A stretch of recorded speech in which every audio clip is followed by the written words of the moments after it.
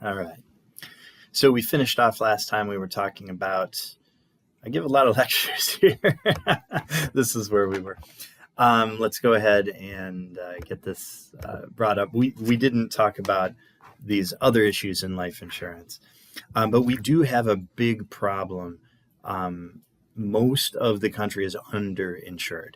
Most people have not bought enough life insurance, even if they've bought any at all. And we have a fair number of people who haven't bought any life insurance. And yeah, if you're single, no dependents, that's not a problem. That's fine. But where you have dependents, that gets a little dicey. So the question is, people know they have this need. Why don't they buy life insurance? Well, I think there's a couple big reasons, and the biggest reason is probably the obvious one. This isn't a fun thing to think about, right? I don't want to buy life insurance. I want to buy a jet ski. Shopping for a jet ski, that sounds like fun. Shopping for life insurance doesn't sound fun. So we have this saying in the industry that life insurance isn't bought, it's sold. What happens is, people grow up and they get to a point where they've got children, and somewhere someone in their social circle is a life insurance salesperson, and eventually they will say, hey, I'm just wondering, have you done anything with life insurance? And then the person says, well, no, I haven't thought about that at all. And then the salesperson says, well, would you mind if we say, I know you, we're friends, let's sit down and talk about it. And then from that conversation, the person ends up buying life insurance. So it's not really bought, it's sold. And that's kind of the circumstances about that seem to surround how most life insurance is actually ultimately purchased. So it's not a fun conversation. It's not fun to think about, but it's really important. And you're protecting the folks in your life that are really important to you, that rely on your income. Of course, once you buy life insurance, that money is gone. You can't spend it on something else. So that's the whole idea behind opportunity cost, is as soon as you choose to buy life insurance, you can't spend that money on anything else. So what did that really cost you? Well, whatever the next best alternative would have cost. That's one way to value the cost here. But the whole concept of opportunity cost plays in, and that this doesn't sound like a fun place to spend money. So if you're going to ask me where I want to spend my money, my first thought is probably not going to be life insurance because of the opportunity cost. I want to spend the limited dollars that I have on maximizing the enjoyment in my life, and life insurance isn't tops at that list. We have a huge problem in the U.S. A lot of people who earn income don't have any life insurance at all.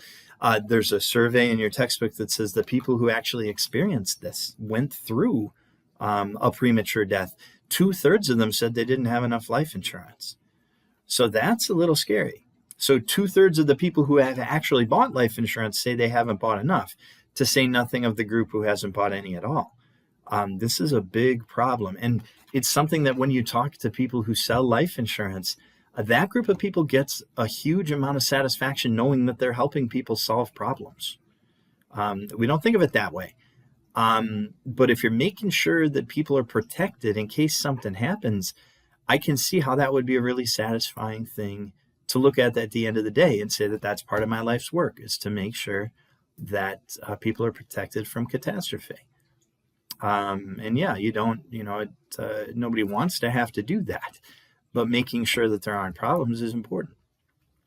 Here's the ultimate problem. If you don't have life insurance, then the people who you leave behind are going to suffer a reduction in their standard of living. And that's the risk. That's the problem. So we talked before, there's really only two types of life insurance, and there's only two types of ways to pay for it. So we have term life insurance. That is providing coverage for a specified period of time. Maybe it's 25 years. Okay, well, if I die during the term of the policy, my beneficiary will receive the death benefit. So we've defined that ahead of time. It's a valued policy. We said it's a $500,000 life insurance policy. If I die in the next 25 years, my beneficiary gets $500,000. If I survive, that's the end of the contract. My beneficiary doesn't get anything. In some situations, that works perfect.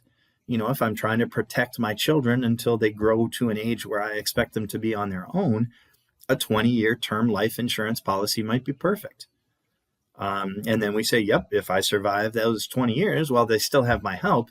And not only that, they should be at an age where now they can start taking care of themselves. Maybe that's how I've justified that. Well, a way to meet that need is with a term insurance policy. And one way to price it is to pay an increasing premium every year to account for the fact that mortality risk increases with age. So this is one way to do it. You buy insurance. It only gives you insurance for 1 year. If you die within the year, there's a death benefit paid. If you survive to the next year, then we renew. And it's renewable without proving insurability. You only have to prove insurability once. You'll only go through underwriting once and answer all the health questions. And then in the future, if something happens, doesn't matter. You can renew and you're still covered.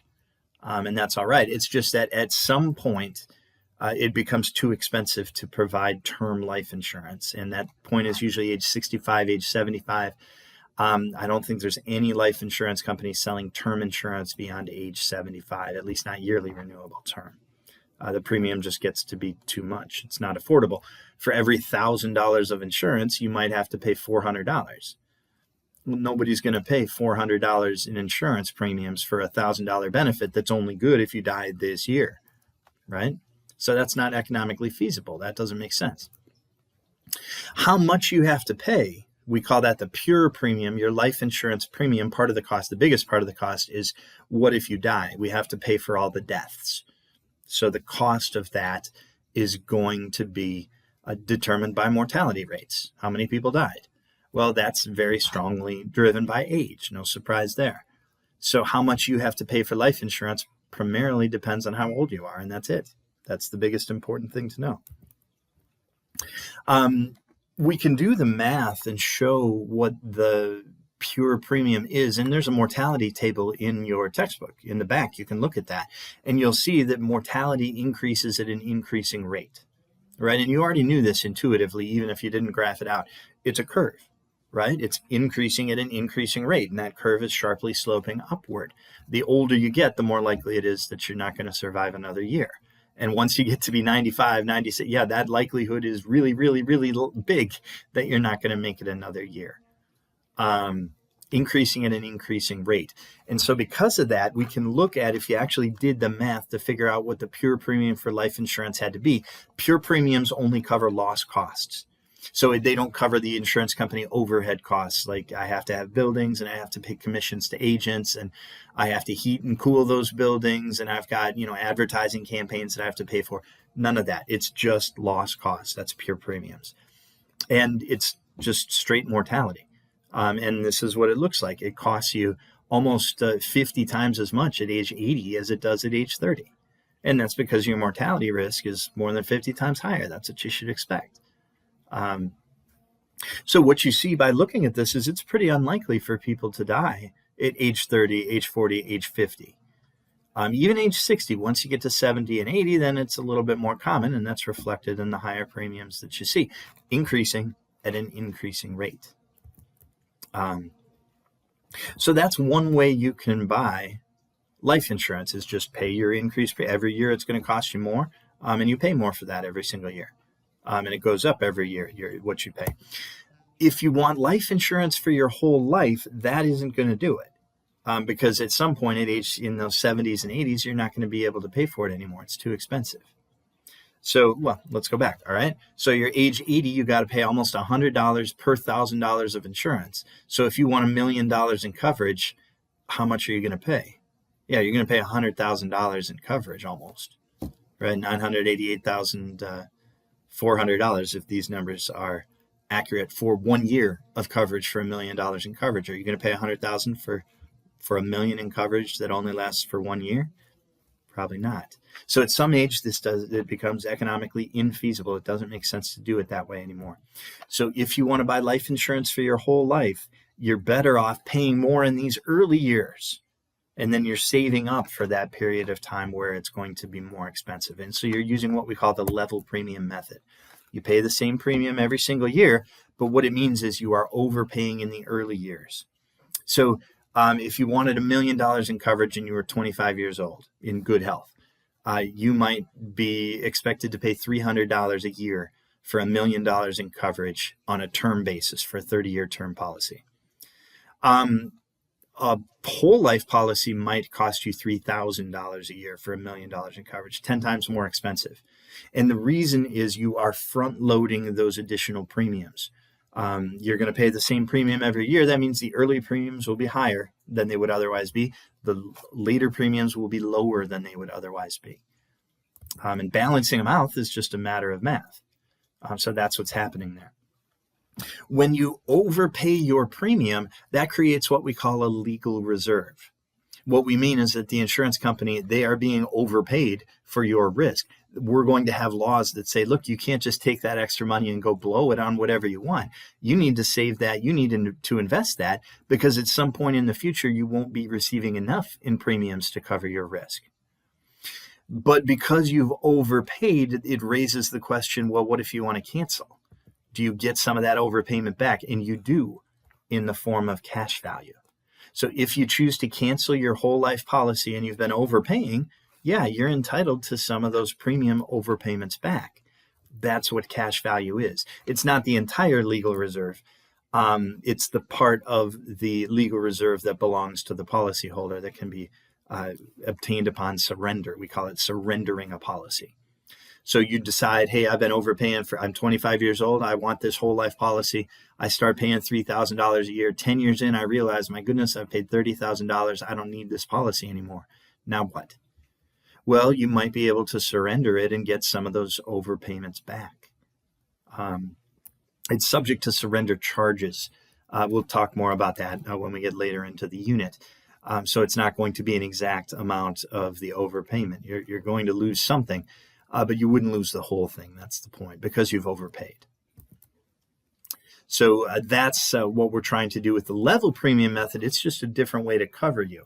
Instead of paying every year along an increasing scale as that risk goes up, you pay the same amount every year. And that means you overpay in the early years. You're going to underpay in the later years. We're just balancing out. It's just math. So we can make it so that you pay the same amount every single year. And yeah, it's going to look like you overpaid in the early years. If you decide you want to get out, you can surrender for cash value. Only level premium policies have cash values, which means term insurance does not have cash value. Only permanent policies have cash value. And that's why. And this is really a chapter break here, even though it doesn't come at a good time for me to try to break it off into a lecture, but this really is a chapter break here. So now we're going to talk about different types of life insurance. Okay, so we're going to talk about the two different types. We've got term insurance and we've got permanent insurance. And then underneath permanent insurance, we have a whole bunch of subtypes that we need to talk about. And that's where people usually get caught up into thinking, my goodness, there's so many different kinds of life insurance. Not really. There's really only two. Term insurance is temporary, right? 10-year term insurance. If I die in the next 10 years, somewhere in there, then my beneficiary gets a death benefit. If I survive 10 years, at that point, I can renew, usually, or I can stop and say this is the end of the contract and no future, we're not going to do anything else in the future. We've got 4 permanent insurance products that we'll talk about. That's insurance that lasts for your whole life. That means you're going to overpay in the early years to be able to pay this level premium that we're going to set above, well above the pure premium. With term insurance, you're basically just paying pure premium plus some overhead cost. With whole life insurance, you're radically overpaying, like I said earlier, sometimes by a factor of as much as 10, depending on how old you are. When you do that, the younger you are, the cheaper term insurance would have been, the bigger the overpayment is going to look like for permanent insurance. Okay, so term insurance gives you temporary protection. And for a temporary need, that makes perfect sense. I want to cover my child from their birth till they're age 20. And then at that point, I expect them to be on their own. Okay, a 20-year term insurance policy sounds like it'll work just perfect for you. Permanent insurance actually is priced to provide protection up to age 100. And you say, well, what happens if I make it to age 100? Then instead of paying the death benefit to a beneficiary, they pay it to you. Some policies are priced to age 100, some are priced to 103, some are priced to 122 for some reason. Depends on the company, they run it a little bit differently. But the point being, if you make it to a certain age, they'll pay you. So the point is you are going to get a death benefit one way or the other. Either your beneficiary is going to get it when you die, or it's going to be paid to you when you survive to a certain age. Because of that, the only way to price that so it makes sense is to have a level premium where you're overpaying in early years, you're building up a savings fund so that later on when the really expensive premiums come, you've got money within the policy that you can use to pay those premiums. And in the meantime, if you wanted to cancel, yeah, you could access the cash value of your policy. Because that's that savings account that's within the policy. Term policies don't have that because you're not overpaying. You're paying the true cost. Permanent policies, you're overpaying. So that's what creates this idea of cash value. And then people, I don't want to get ahead of myself, but people get all excited about, well, if I've got a savings component, then how can I invest that? Can I invest that in the stock market, or can I invest that in some fixed income investment? That's where all the complications come from. But in the end, it's not really helpful, because unless you plan on withdrawing that money and giving up your life coverage, then that's never going to belong to you anyway, right? So you can spend all this time getting excited about, oh, look at how much my cash value has grown. You don't get cash value on top of the death benefit. That's something they don't tell you when you buy life insurance. The cash value is not paid on top of the death benefit. So it doesn't matter how much you have in there. If you die, your beneficiary gets the same amount, whether you have a ton or hardly any. Doesn't matter. It only matters if you build it up and then you decide you want to cancel. Then it matters. But my argument is, if that's what you're doing, it sounds like what you really want to do is invest. And for most people, life insurance is actually a terrible investment for most people. There are some people in some situations where it makes sense. The average person is much better served by investing in retirement assets, because that's where all the tax advantages come from. I don't want to get too far into that topic. But cash value, in my opinion, is overvalued as a benefit of permanent insurance, because people get excited about the investment benefits. If you want to invest, invest. If you need life insurance, buy life insurance. If you need permanent life insurance, then yeah, you're going to have a policy that's got some cash value. But that shouldn't be distracting you from your primary goal. I think that's why it's dangerous there. Back to term insurance.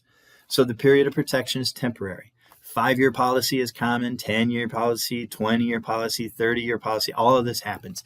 After that term expires, if you survive to the end of the term, and most of the time people do, right? What if I'm 25 and I buy life insurance? Well, the longest term you can get is probably 30 years.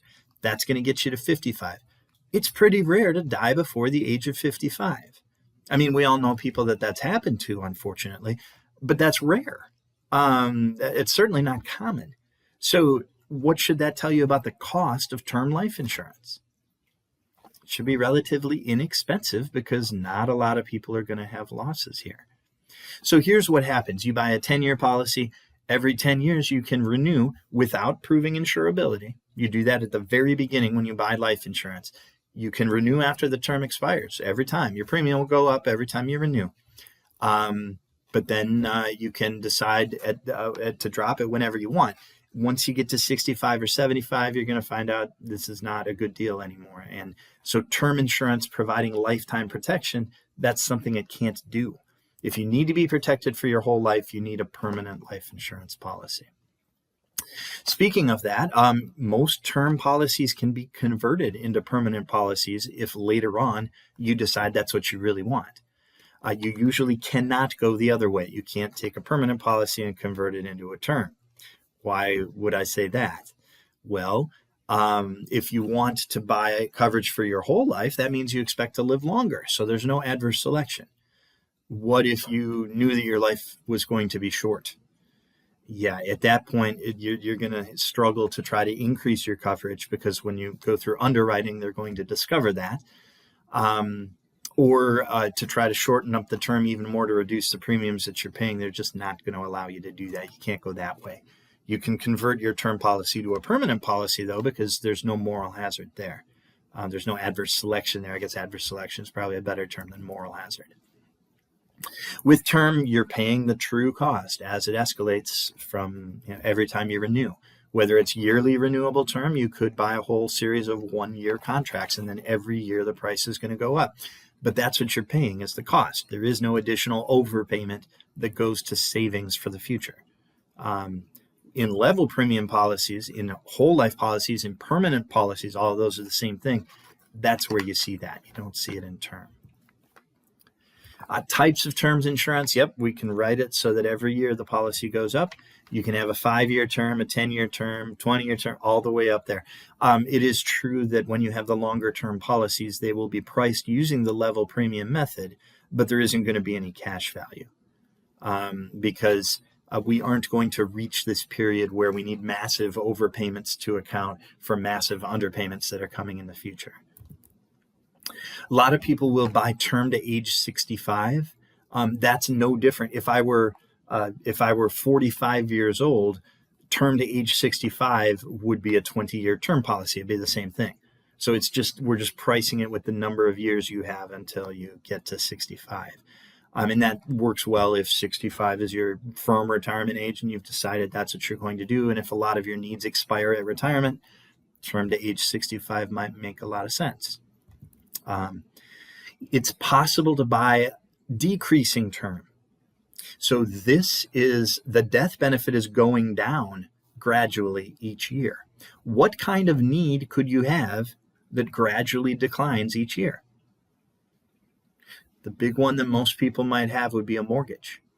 So the goal is to have enough life insurance to pay off my mortgage. Well, right now I need a certain number, but next year I need a little bit less. And the year after that, I need a little bit less. And 20 years down the road, I won't need very much at all. So if the only goal is truly to pay off the mortgage, I might be massively overcovered if I just buy $150,000 in coverage to cover that need. 20 years from now, I might only need $50,000 to cover that need. Decreasing term will slowly decrease the face value. Most of the mortgage insurance products are sold that way. People don't usually think of this as a decreasing term need, but it is. What if you're covering the cost to raise your child? Well, yeah, that's decreasing a little bit each year. If you're assuming that at some point they're going to grow up and be fully independent, then yeah, it's one thing when they're 5 years old. All right, you got 20 years before that's going to happen. Well, when they're 15, you don't need as much to make it through 10 years. And if they make it to 20, you only need 5 more years. One way to meet that need is with decreasing term. It's possible to buy that. Because most people are underinsured, that would not be my recommendation for anybody ever. I would say you would really need to be able to specifically identify a need before I would feel comfortable telling people to go buy that as an opinion. But there are situations where that can make sense. I can see that. This is one which I never would recommend under any circumstances, but it is possible to buy it. If you're willing to demonstrate insurability each time you renew, then premiums would be a lot lower. But one of the big advantages of term insurance is you can renew without insurability. And you're giving that up if you buy re-entry term. And term is cheap to begin with, so how much can you even save? That's something that I would not recommend to anybody. Because term is so cheap to begin with, one of its biggest advantages is that you can continue to have it even if you're no longer insurable. Keep that advantage. That's a big risk. You've taken care of it. Don't reintroduce that to yourself. Don't re-expose yourself to that risk by buying re-entry term when you're only going to save, in my opinion, is a small amount of money by doing that. But that product is out there. And if there were a situation where that were to make sense, I guess you could get that if you wanted. I would have trouble justifying that, but it does exist. It's probably worth talking a little bit about types and uses of term insurance. But I want to save that for the next lecture. I've already gone a little bit over what I like to do here. We're going to stop it here, and the next one we'll start with uses of term insurance.